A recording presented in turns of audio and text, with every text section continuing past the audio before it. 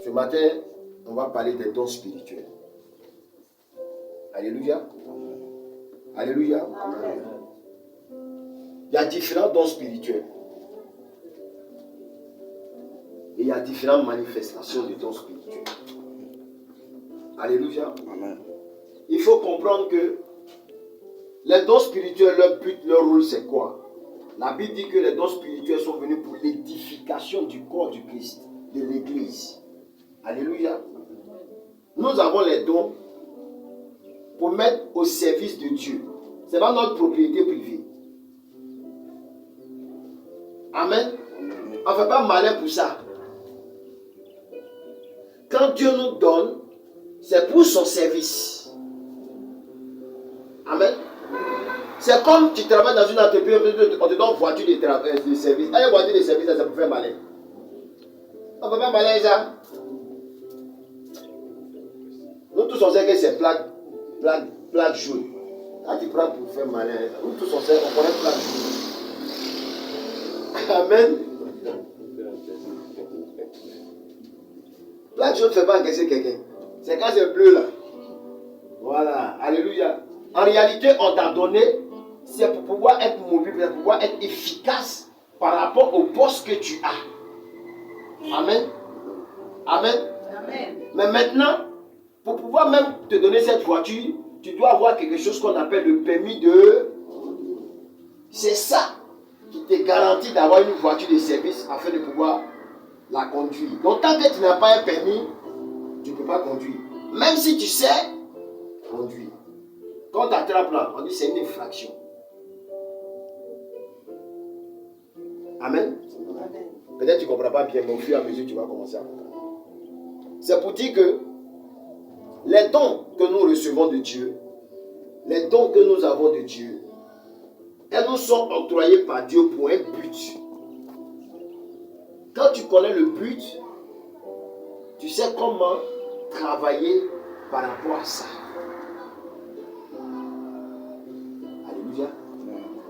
Alléluia. Qui connaît le verset où on parle de dons spirituels?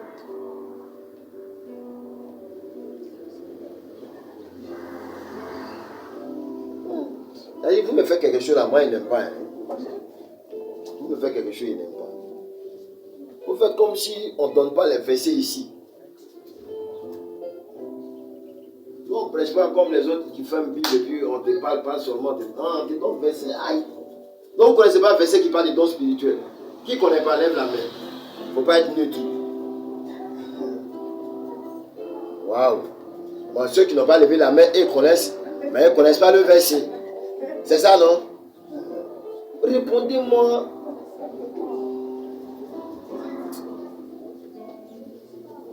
Donnez-moi verset qui parle de dons spirituels là.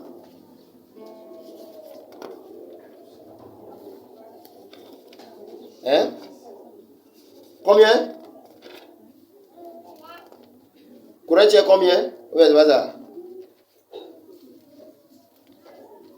Maman, il vous a aidé, non? Hein? Corinthiens la saison 1 ou saison 2? Hein? Aïe, pardonnez, parlez. Son 2 ou bien son 1? Son 2. D'accord, son 2 puis son combien? Chapitre combien? Ah, il y a un qui a dit là-bas son 1 encore. D'accord, prenons 1 Corinthiens le chapitre 12. 1 Corinthiens le chapitre 12. À partir du verset 27.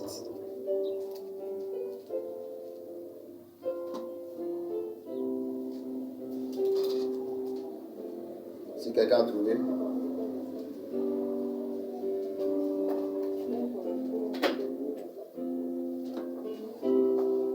Vas-y. Vous êtes le corps de Christ et vous, ses membres, chacun pour sa part.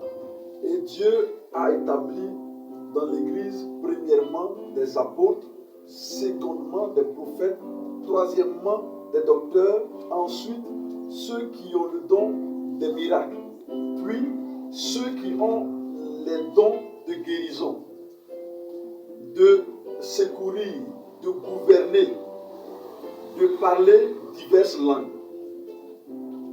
Tous sont-ils apôtres? Tous sont-ils prophètes? Tous sont-ils docteurs? Tous sont-ils le don des miracles? Tous sont-ils le don des guérisons? Tous parlent-ils en langue? Tous interprètent-ils? Aspirez aux dons les meilleurs. Et je vais encore vous montrer une voie par excellence. Amen. Amen. Est-ce que vous avez compris la lecture? Vous avez bien suivi? Ça veut dire qu'il y a plusieurs dons. Mais est-ce que tout le monde est apôtre? Est-ce que tout le monde est prophète? Est-ce que tout le monde est quoi encore? Évangéliste? Est-ce que tout le monde est docteur? Non. Chacun a son ministère. Mais l'autre n'est pas plus grand que l'autre. Amen. Amen. Donc, les gens qui veulent servir Dieu aussi, c'est pour vous. Il ne faut pas penser que quand on dit que tu es prophète, tu es au sommet, tu es plus grand que tout le monde. Amen. Ce n'est pas grade. Comme on a croisé un frère, on était dans la voiture, puis on a croisé, puis il a salué. Ah, comment vous allez? On avait le même appel, lui il a commencé à servir, lui il était évangéliste. Puis il nous voit dans la rue et puis il dit, ah, frère, comment tu vas? On le salue. Il dit, mais le ministre, on dit, ça va. Il dit, mais tu as quel niveau maintenant? Il dit, quel niveau comment? Il dit, non, tu es où maintenant? Je suis là. Il dit, tu ne comprends pas bien. Il ne comprend pas, il faut bien m'expliquer. Tu as quel ministère? Il y a le même ministère que tu connais chez pasteur. Il dit, donc tu n'as pas évolué. Il dit, comment? Il dit, ah, lui, il est devenu prophète. Il dit, ah, c'est maintenant qu'il comprend. Donc, c'est à quel moment on devient prophète, c'est à quel moment on est, voilà, il faut m'expliquer. Il dit, ah, c'est que je suis. Lui, il a évolué, maintenant il est devenu prophète. Ah, il dit, moi, je ne savais pas qu'il y avait évolution dedans. Alléluia. Alléluia. Amen.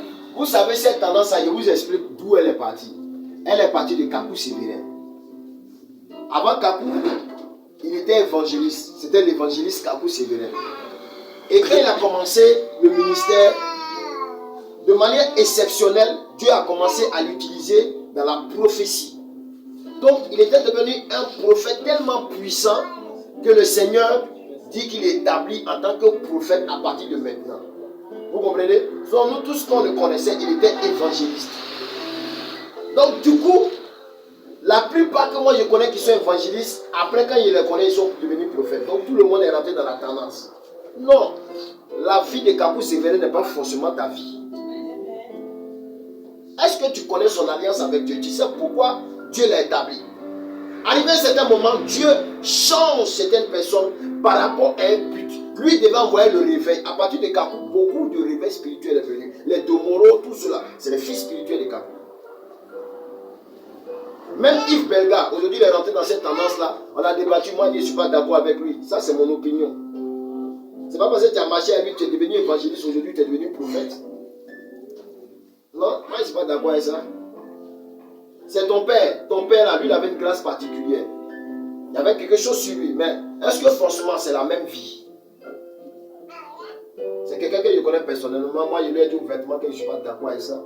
C'est mon opinion. Ça ne change rien. Alléluia.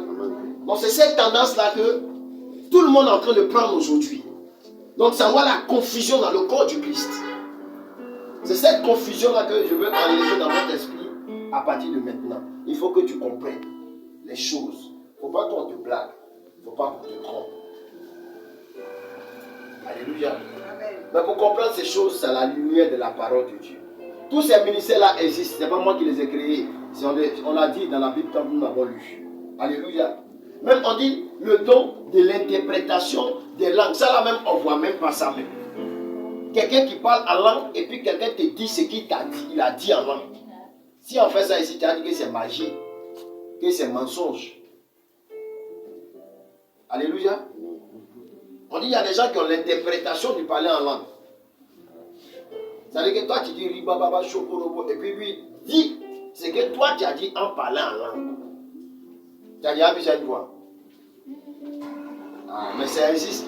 Ça là, ça ne nous intéresse pas. Tout le monde peut devenir prophète. Amen.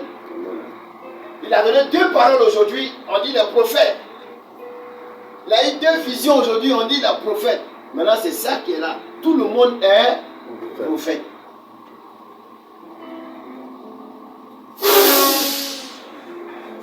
Que le Seigneur nous fortifie.